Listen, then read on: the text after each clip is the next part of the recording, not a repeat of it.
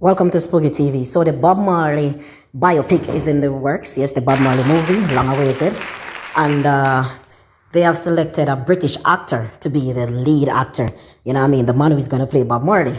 And there has been some form of backlash from some persons in the Jamaican community that, oh, why couldn't they get a Jamaican to play Bob Marley? Oh, Bob Marley has so many kids. Why couldn't one of Bob Marley's kids be selected to play Bob Marley? I just want to say, cut the crap out. Which Jamaican actor right now do you think is capable of playing Bob Marley? Which one? Come on, man, just cut this bullshit out. Jamaica's film industry has been on a downward spiral since Lime Tree Lane. You know what I mean? We had Royal Palm Estate, which also had some decent talents. But of course, like, Jamaica is no Hollywood. Jamaica is no Bollywood. Jamaica is no Nollywood. You know what I mean? So where are you going to get that actor that has the right credentials and the right skills at this point? Don't get me wrong. Jamaica is not lacking in talent. However, the film industry in Jamaica needs a lot of work. And until then, we will not be landing major roles in films unless we are able to develop our local actors and actresses. Okay? One more thing. Now, we know that Jamaicans are very ethnocentric, you know what I mean? And I can see why certain persons would be adamant that, oh, we need a Jamaican to play the role. And if not, why not use a Bob Marley offspring? I mean, he has so many to choose from all colors and all shades and all sizes. You know what I mean? Some persons have even said that Bob Marley's grandson, Skip Marley, resembles him. So he could have maybe played the role. But come on, like, if this is a big budget film, they're going to get the best of the best. And if you know anything about how Hollywood is operating right now, even American actors have been complaining that British actors and African actors are taking a lot of the roles because two things.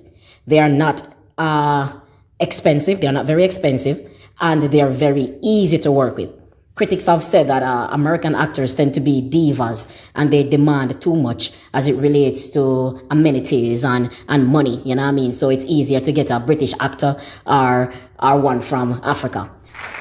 This is strictly business, you know what I mean? They're operating a business and they're looking at the best candidates, you know what I mean? Not because you're related to someone means you're entitled to play the person. Not because you're the person's friend means you're entitled to play their friend in their biopic. Not because the person is from your country means you're entitled to get an actor from your country to play that role. You know what I mean? It's the same thing that occurred when they were making the film Straight Out of Compton, representing NWA. And, of course, they wanted to get an actor to play Eazy-E, who's the founder of NWA. Now, Eazy-E is very short, you know what I mean? But his son, Lil Eazy-E, is actually very big and stocky I don't want to call him fat, but he's a very sturdy young man. The total opposite body size of his dad. But his face resembles his dad. And he was adamant that he wanted to play his father. When you look at them aesthetically, you can see that they are not the same body type. But because people have been telling him all his life, oh, you look like your dad, he thought that, well, I should play my father because I look like my father. When really, you know what I mean, even the blind could see that his body size would not go well with what the really Eazy-E looked like. You get me? At the end of the day, it's just business, you know what I mean? And it's not what you get, is what you negotiate. And if the Marleys gave permission to make this movie, they could have put it in a contract and say, hey, if you're going to make this movie with our father's image, then as a part of the contract, Skip Marley has to play Dad. Ron Marley has to play Dad. Damian Marley has to play Dad. They could have done that. But if they did not do that, then there's no scope to argue, you know what I mean? And the Marleys are some of the most strict people when it comes to family members, so I doubt they have any problems.